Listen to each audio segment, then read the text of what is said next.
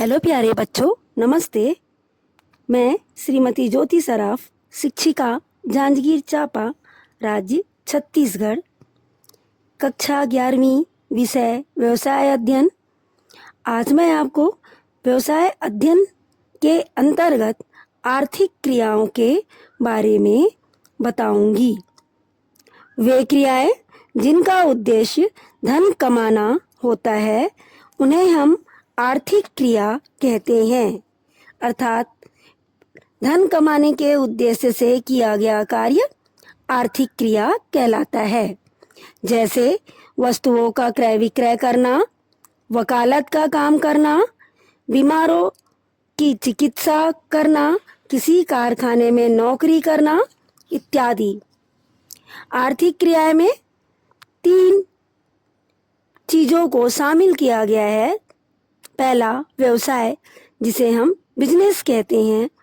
व्यवसाय का संबंध उन आर्थिक क्रियाओं से होता है जो लाभ कमाने के उद्देश्य से माल और सेवाओं के उत्पादन, क्रय विक्रय और वितरण से संबंधित होती है।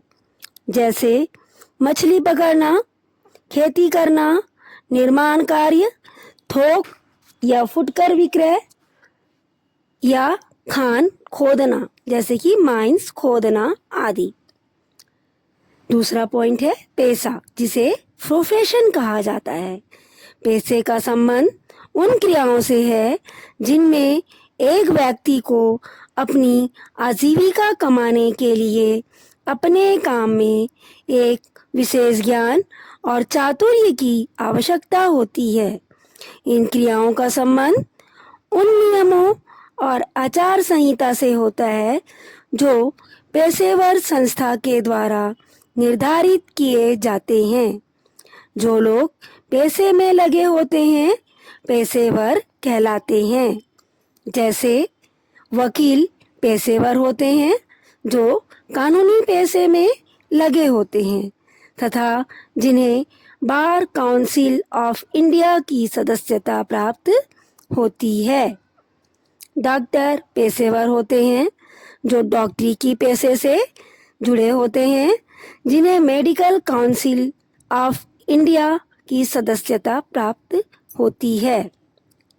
तीसरा पॉइंट है रोजगार, जिसे एम्प्लॉयमेंट कहा जाता है।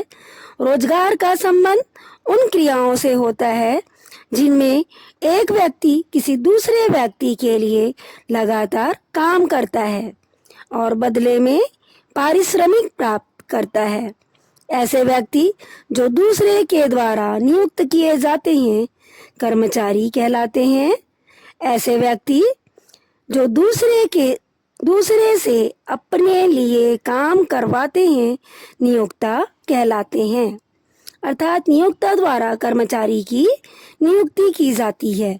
नियोक्ता काम करवाते हैं और कर्मचारी उनके द्वारा बताए हुए कार्यों को करते हैं। नियोक्ता द्वारा कर्मचारियों को जो पारिश्रमिक दिया जाता है उसे वेतन या मजदूरी कहते हैं। बच्चों, अब मैं अपने अगले टॉपिक पे आपको आर्थिक और अनार्थिक क्रियाओं में अंतर को बताऊंगी।